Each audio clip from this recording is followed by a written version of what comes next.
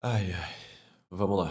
Então, enquanto eu assistia essa temporada final de The Umbrella Academy, um pensamento que estava martelando na minha cabeça o tempo todo durante os episódios é aquele famoso ditado: um é pouco, dois é bom e três é demais. Porque pensa comigo, se a primeira temporada foi incrível e vendeu pra gente uma ideia tão original, a segunda conseguiu retomar esse universo com força e nos divertir, mas a terceira já pareceu jogar praticamente tudo pelo ralo. O que dizer sobre essa quarta e última temporada que parece ter sido tirada diretamente do balde de lixo? Chega a ser difícil conceber em palavras o quão horroroso foi esse encerramento, porque em grande parte do tempo nem parecia que eu tava realmente assistindo The Umbrella Academy, sabe? Mas sim uma paródia mal feita e de mau gosto. E acho que esse pensamento consegue resumir bem o que a Netflix fez com a produção. Lixo, lixo, super lixo. Quando eu me deparei com a primeira temporada da série lá em 2019, uma das primeiras coisas que me chamou a atenção, e que provavelmente foi um dos grandes motivos pelo qual a Netflix quis investir na adaptação, foi ver que apesar de contar com uma premissa bem voltada para o universo de super-heróis, que como todo mundo já sabe, era algo que estava super em alta na época, com toda essa questão de crianças superdotadas que moram em uma mansão e treinam para desenvolver seus poderes e participar de missões super secretas, diferentemente do que nós normalmente encontrávamos por aí, a série tinha uma trama bem centrada e pé no chão, ainda que brilhasse muito nos seus momentos de comédia. Stay strong. I believe in you,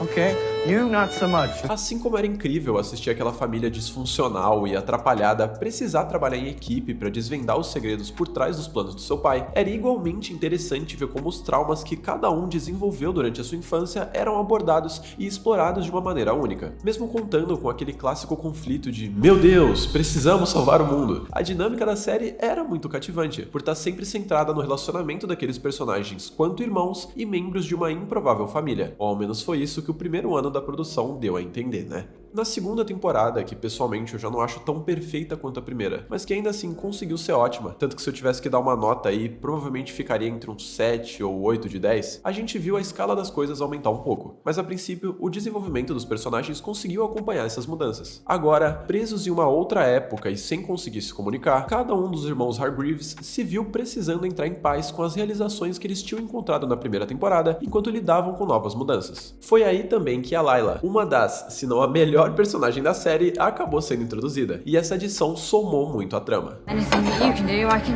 Porém, algo que já começava a dar indícios de um problema futuro era o fato da destruição do mundo, ou no caso da série, o apocalipse seguir sendo a principal ameaça a todos ali. Ao invés de fechar uma parte dos arcos dos personagens para poder seguir em frente com novas dinâmicas e conflitos, a segunda temporada optou por manter a maioria da galera no mesmo barco de antes, mas aproveitando aquele novo cenário para abordá-los com mais profundidade e uma boa pitada de caos, que sempre foi uma característica presente nessa família. Essa ideia funcionou bem pela maior parte dos episódios, e acho que algo que nos fazia ignorar uma possível demora na progressão da narrativa era toda a personalidade visual e o ótimo timing de comédia que a produção entregava. É muito fácil ignorar um problema ou outro, ou até mesmo nem notar sua presença, quando existem tantos personagens marcantes e carismáticos passando pelas mais absurdas situações, um do lado do outro.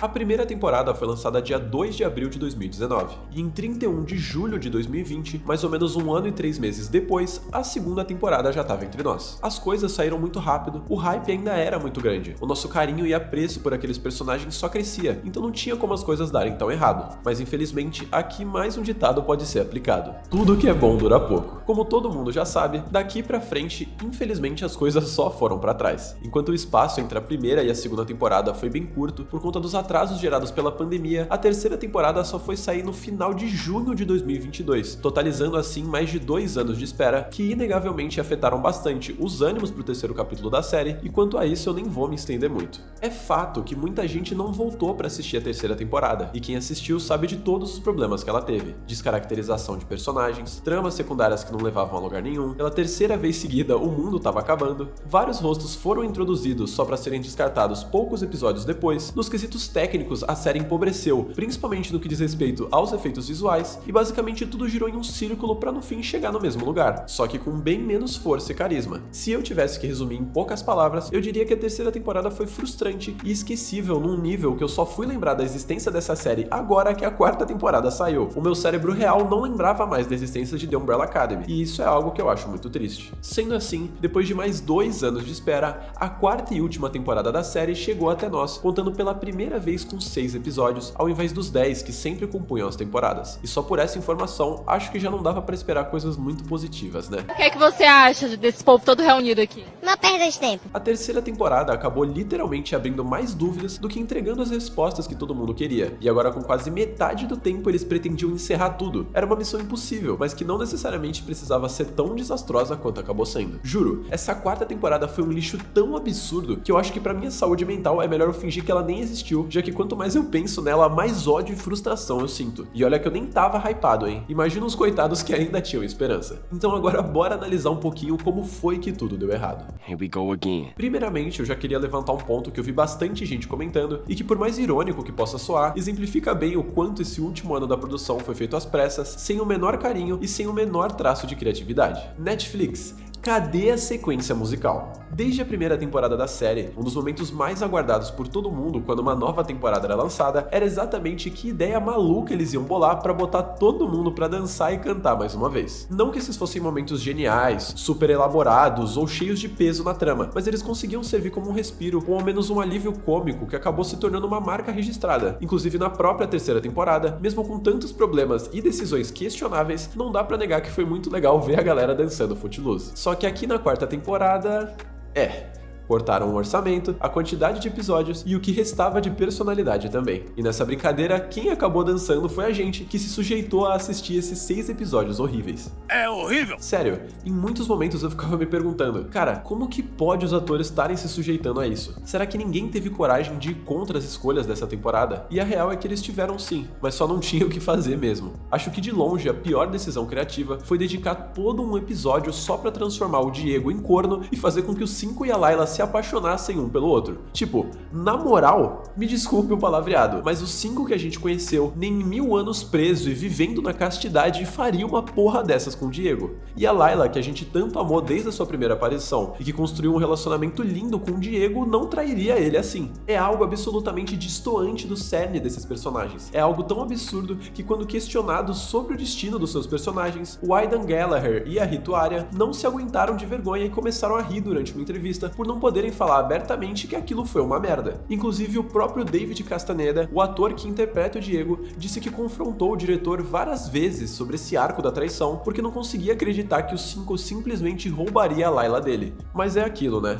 No final do dia, o máximo que os atores podiam fazer nessa situação era dar sua opinião aos responsáveis e tentar entregar o seu melhor na atuação. E isso não dá pra negar que eles tentaram. Ao mesmo tempo, eu acho que de longe essa quarta temporada tem alguns dos momentos mais vergonhosos e mal atuados de toda a série, porque a sensação que me passa é que os atores estão tentando interpretar caricaturas ou então paródias de quem os seus personagens foram um dia. Pega o Luther, por exemplo. Beleza que desde a primeira temporada ele sempre foi um cara mais inocente e bobo de certo modo. Afinal de contas, entre todos os irmãos, ele acabou sendo mais manipulado pelo Sir Reginald quando era criança. Ele cresceu com a ideia de que era o número 1, o líder, por ser o mais responsável e centrado, quando na realidade foi porque o Reginald percebeu que o Luther era o mais ingênuo e por conta disso o mais fácil de controlar. Quando todo mundo cresceu e abandonou a casa, o Luther ficou. Quando o Reginald transformou seu corpo em uma monstruosidade, ele o perdoou. Quando ele descobriu as mentiras do seu pai, ainda assim ele cogitou a sua inocência. Tudo isso foi apresentado e desenvolvido na primeira temporada. Na segunda nós vimos ele se perder pela desilusão e se reerguer com a ajuda dos seus irmãos. Na terceira, ele finalmente reencontrou a sua felicidade, começando um relacionamento muito fofo com a Sloane, que foi uma das poucas coisas positivas que a temporada rendeu. Mas ao invés de seguir avançando com esse arco do personagem, a quarta temporada só deleta da existência a Sloane, não faz o Luther passar por nenhum luto e no fim do dia transforma ele em um grande palhaço, quase um bobo da corte, que é usado como alívio cômico barato o tempo todo. É muito burro. A mesma coisa pode ser dita sobre o Klaus também, que vê toda a sua progressão como personagem ser jogada no lixo para que ele passe praticamente a temporada inteira longe da família, voltando a ser um viciado. Inclusive eu achei uma afronta eles esconderem o segredo de como o Ben original foi morto por 4 temporadas e na hora de revelar, simplesmente não colocarem o Klaus na cena. Um dos maiores pesos emocionais na jornada do Klaus era a relação dele com o Ben, mas no fim a série acaba e ele nem descobre como seu irmão mais próximo morreu.